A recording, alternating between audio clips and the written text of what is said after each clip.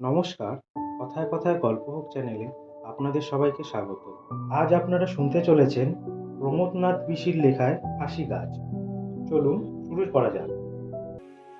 আমাদের গ্রাম থেকে স্টেশন পৌঁছাবার পথে একটা প্রকাণ্ড গাছ ছিল। গাছটি একটি বনস্পতি, যেমন বিশাল লম্বা, তেমনি প্রাচীন, তেমনি মোটা। সে গাছের কেউ পরিচয় জানত না। এদেশের উদ্ভিদের সঙ্গে তার গোত্রের কোনো মিল ছিল না।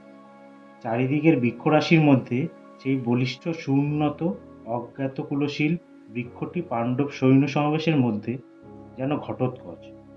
স্বভাবতই বৃক্ষটি দৃষ্টি আকর্ষণ করত সবার, কিন্তু তার আরও কারণ ছিল। সেটি ছিল একটা ফাঁসি গাছ। লোকে বলতো নবাবী আমলে প্রাণদণ্ডে দণ্ডিত ব্যক্তিদের ফাঁসি দেবার জন্য এই গাছটি ব্যবহার হতো। কাছে একটি গ্রামে থাকতো নবাবের ফৌজদার। প্রাণদণ্ড দেবার ক্ষমতা ছিল তার। কোনো ব্যক্তির প্রাণদণ্ডের আদেশ হলেই জবাবে লোকটাকে ঝুলিয়ে দিত গাছটির একটি ডালে। মানুষ ঝুলিয়ে দেবার মতো ডালগুলো ছিল বটে। গাছটির গুড়ি থেকে 25-30 হাতের মধ্যে কোনো ডালপালা নেই। একেবারে পরিষ্কার গা, মসৃণ, তার উপরে ডাল বেরিয়ে একটা একটা ডাল কি লম্বা, একেবারে গ্রামান্তরে গিয়ে যেন পৌঁছায়। এমনই থাকে থাকে সুবিন্যস্ত ডাল উঠে গিয়েছে। যত উঁচুতে ততই ডালের দৈর্ঘ্য কমে। সব শুদ্ধ মিলে গাছটি উপরের দিকে ছুঁচলালো, যেন অনেকটা মন্দিরের মতো। গায়ের গোপাল বলে একজন বৃদ্ধ মুসলমান কৃষাণ ছিল। সে বলতো তার ঠাকুরদা নাকি ওই গাছে ফাঁসি দিতে দেখেছে। সেটাই ছিল নাকি ওই গাছের শেষ ফাঁসি। গোপালের বয়স তখন ছিল 92। গোপালের কথা সত্যি হলে তার ঠাকুরদার শেষ জীবনটা নবাবী আমলের শেষ সময়ই পড়ে বটে। তার মুখে এই গল্পটা শুনেছি আমার বাল্যকালে। কাজেই গোপালের 92-এর সঙ্গে আমার বয়সের অঙ্কটা জুড়ে নেওয়া উচিত।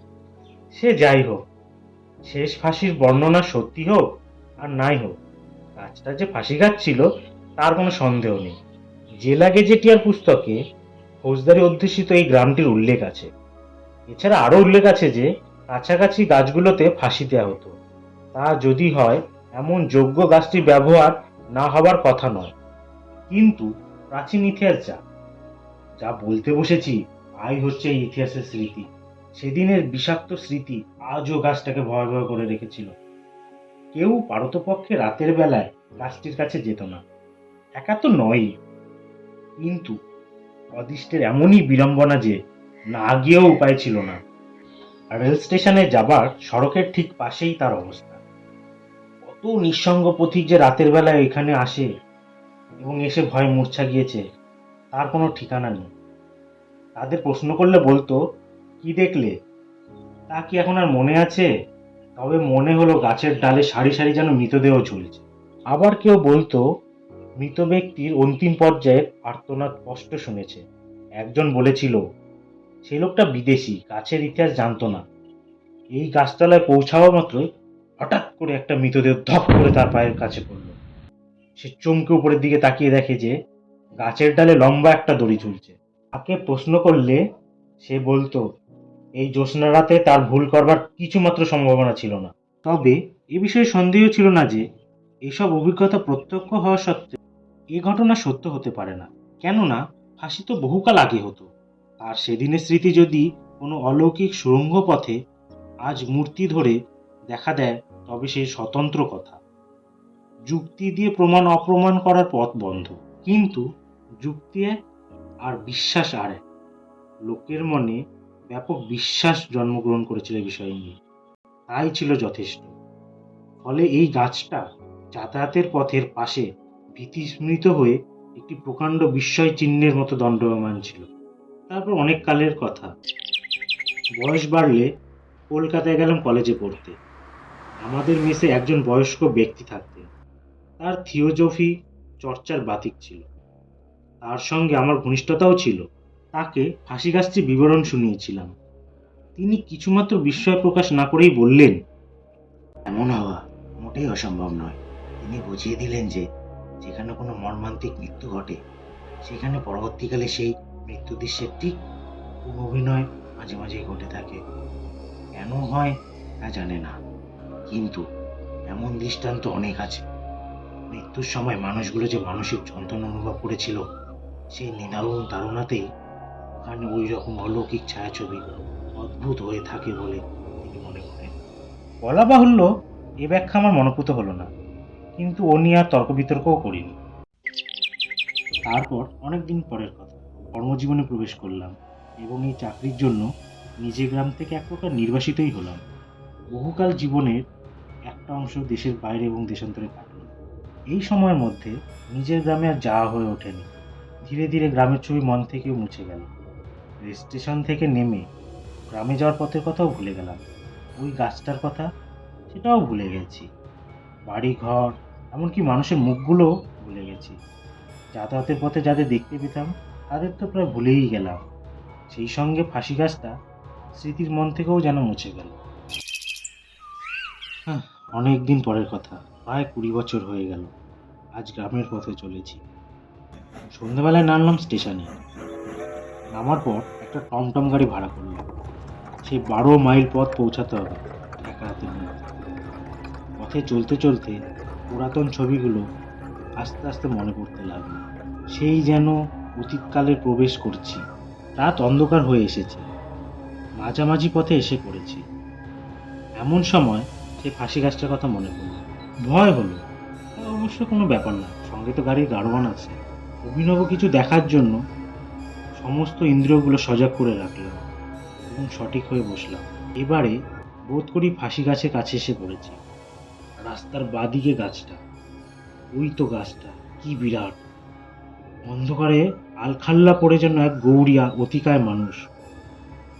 লোকে যে ভয় পাবে তার আশ্চর্য কি! আমারই সর্বাঙ্গ শিরশির করে উঠল, গাটা ঘেমে উঠল, পিঠ দিয়ে যেন একটা হালকা স্রোত বয়ে গেল। নির্বিপাকে গাছগুলো অতিক্রম করে গেলাম। কিছু দূর এসে গাড়োয়ান বলল, বাবু, এখান দিয়ে আগে রাতের বেলা যাওয়া বড্ড কঠিন ছিল। কেন? ফাঁসি গাছটার ভয়ে। কান খাড়া করে সজাগ হয়ে উঠলাম, শুধালাম, এখন বুঝি সাহস বেড়ে গেছে? সাহস বাড়তে যাবে কেন? ভয়ের ব্যাপার তো আর নেই। গাছটার ভূত ছেড়ে গিয়েছে বুঝি? গাছটাই যে গিয়েছে। কেন, কোথায় গেছে? আপনি বুঝি এই পথে অনেক দিন আসেননি, তাই জানেন না। আচ্ছা ভাই, দাঁড়াও দাঁড়াও, ব্যাপারটা খোলাখুলি করে সোজাসুজি বলো আমাকে, ব্যাপারটা কি? অনেক বছর আগেকার কথা, এক বৈশাখী ঝড়ে গাছটার ওপর বাজ পড়ে আগাগোড়া পুড়ে গেল। ওই একটা বাজে পুরো গাছটা যে পুড়ে যেতে পারে তা না দেখলে কেউ বিশ্বাস করতে পারবে না। তারপর? তারপরে সে পোড়া গাছ বন্যার জলে ভেসে কোথায় চলে গেল সে আর কেউ কোনোদিনও জানতে পারলো না। এখন? এখন এই জায়গাটা এক্কেবারে পরিষ্কার, যেমন আপনি এখন দেখলেন। যেমন দেখলাম? হুম, নিজে কি দেখেছি সে তো বলা যাবে না, কারণ আমি তো গোটা গাছটাকেই দেখেছি। অথচ নিজেকে আমি প্রশ্ন করলাম, লোকটা কেন মিথ্যা কথা বলতে যাবে? এই মিথ্যা বলে তার তো কোনো লাভ নেই। এখনই তো অপরের মুখে প্রতিবাদ হবে। যা দেখলাম, আর কি যা দেখলাম, সে নিজের চোখে কোনো দৃষ্টিকেই বিশ্বাস করতে পারছি না আমি। পুরোটাই অবিশ্বাস্য মনে হচ্ছে। নিশ্চয়ই দেখেছি, তাতে কোনো ভুল হবে না। ভাবলাম একবার ফিরে গিয়ে দেখে আসি, কিন্তু ততক্ষণে গাড়ি অনেকটা পথ এসেছে। তাছাড়া লোকটাই বা কি ভাববে?